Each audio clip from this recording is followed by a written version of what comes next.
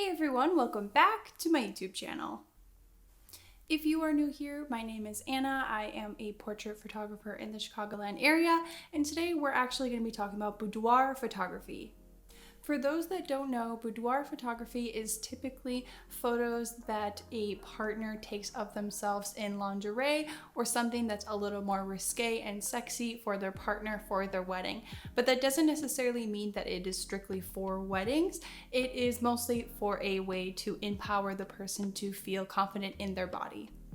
I am signed with a studio, Belladonna Images, that focuses on empowering women that were from domestic violence and abusive relationships in order to make them confident in their bodies. So I felt like this was a really good chance for me to talk about how to set up a boudoir photo shoot. The first step that you're going to need to do is find models. Now, you are specifically going to need to find models that are comfortable posing in lingerie or half naked in order to make sure that there is an agreement between both parties. You should always make sure that the model is aware of your intentions. So if you are planning on doing a boudoir photo shoot, let them know right away so they are not confused when they either get to your studio or to your setup. Another thing that is a hard warning that I want to mention to all photographers is you have to respect your model's privacy as well as their comfortability. So if at any point in time your model decides that they are not comfortable with what you are intending them to do, it is best to make sure that you end the photo session there and let them go on their merry way. You do not want to pressure any model whatsoever to do something that they don't want to do. Once you have found your model, it is time to look for a location. And since I do not have a studio myself, nor did I want to drive to the studio that I'm signed with, the models and I had come up with an Airbnb that was specifically intended for photo shoots. The one thing that I do want to recommend is if you are planning on getting a Airbnb specifically for the idea of getting a photo shoot, I would let the owner know right away so that way you are not dealing with anything legally and making sure that both parties are consensual. Now that you have your location set, it is time to think about lighting. And one of the things that I wanted to keep in mind is that since this was an apartment, I needed something small enough to maneuver and put into corners, but also something strong enough in order to bring a lot of light into the room. What I opted for using that day was a Godox AD200. On top of that was a MagMod because the MagMod was going to be able to disperse the lighting evenly, as well as just standing it onto a tripod so I did not have to hold it. For beginner photographers who are uncomfortable with off-camera flash, the easiest thing that you can do is point the flash up to the ceiling. This is going to be the most natural and easiest light because what happens at that point is that the light will go up to the ceiling and then shoot down and diffuse as a natural softbox. So each shadow is going to be casted directly under the nose and under the chin. One thing I've learned on my off-camera flash journey is that the closer the light is to the subject, the softer the shadows are going to be. This is something that I've learned recently and is a key thing to remember and keep in mind when you are doing your own photo shoots because you do not want to create too many harsh shadows onto a subject's face. The camera and the lens that I was using that day was the Sony a7 III along with the 85mm lens.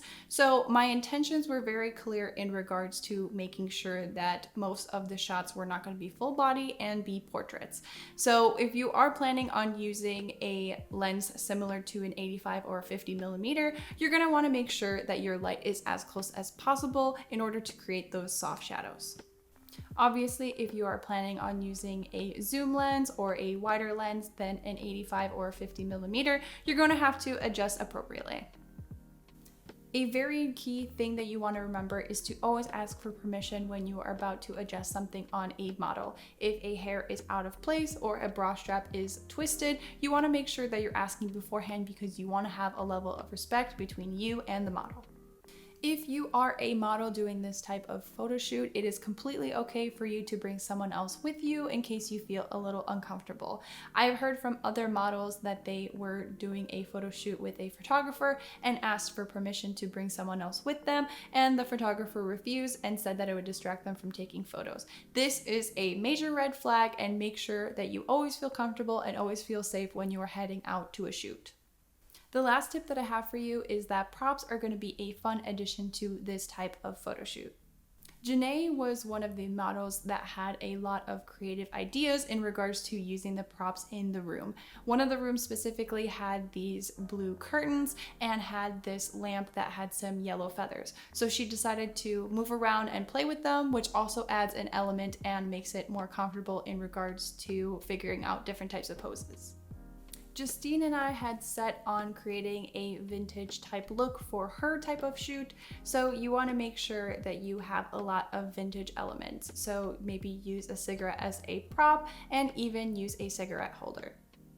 If you are planning on sending these photos to your client who is then later going to give it to their fiance before their wedding, you want to make sure that you're sending this very discreetly. At this point in time, you guys probably have already come up with an idea on how to make sure that it is not super obvious. So always talk to your client beforehand and make sure you are discussing deliverables. If you are working with a model, I would ask for permission before you decide to tag them into your work.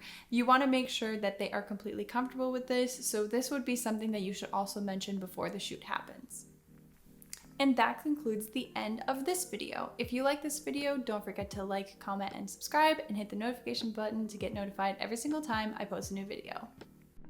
If you're interested in more videos just like this, I have a playlist created going over my photography tips and tricks, so that will be listed up here as well as in the description box below. But that is the end of this video. I hope you guys are staying safe, and I'll see you guys in the next video.